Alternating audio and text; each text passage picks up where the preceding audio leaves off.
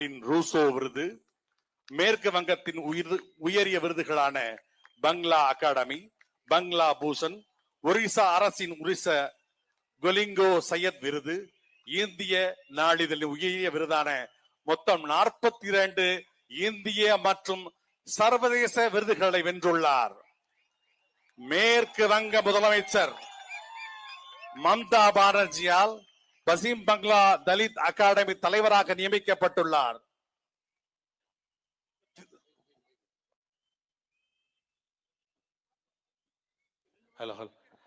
சமீபத்தில் ஐயா அவர்கள் சட்டமன்றத்தில் பேசும் பொழுது கர்நாடகாவில் இருப்பது போல மேற்கு வங்கத்தில் பெங்காலி கொடி கட்ட வேண்டும் என்பது இந்திய ஒன்றிய ஊடகங்களின் விவாத பொருளாக மாறியுள்ளது.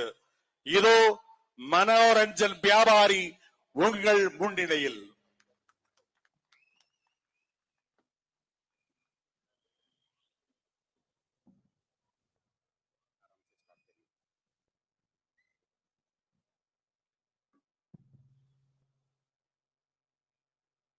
हम बांगाली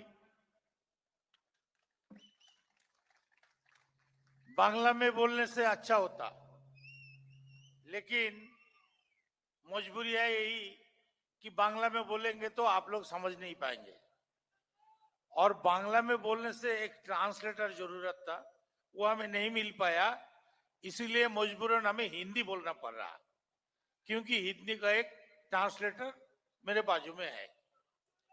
அதாவது என் தாய்மொழி பெங்காலில தான் பேசணும்னு எனக்கு விருப்பம் இருக்குது. ஆனால் அந்த தாய்மொழியில் பேசினால் இங்கே சரியாக எல்லாருக்கும் புரியாது என்ற ஒரே கருத்தின் அடிப்படையில் நான் ஹிந்தியில் பேசுகின்றேன். ஏனென்றால் நான் ஹிந்தியில் பேசுவதை தமிழில் உங்களுக்கு எடுத்து சொல்வதற்கு என் கூடையே ஒருத்தரை அழைத்து வந்திருக்கின்றேன். அதனால அன்பு நண்பர்களே, தோழர்களே, நீங்கள் அழகாக கேட்டுக்கொள்ளுங்கள்.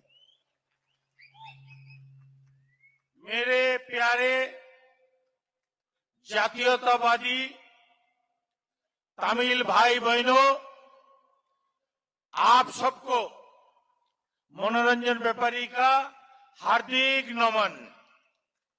அன்பு உள்ளங்களே, தமிழக மக்களே, உங்களோடு இந்த இன எழுச்சி மே 18 இந்த பொதுக்கூட்டத்தில் நான் உங்களோடு உரையாற்றுவதற்கு வந்திருப்பதை நான் மிக மகிழ்ச்சி அடைகின்றேன். मैं हूं तो एक विधायक तृणमूल कांग्रेस पार्टी से, लेकिन यहां मैं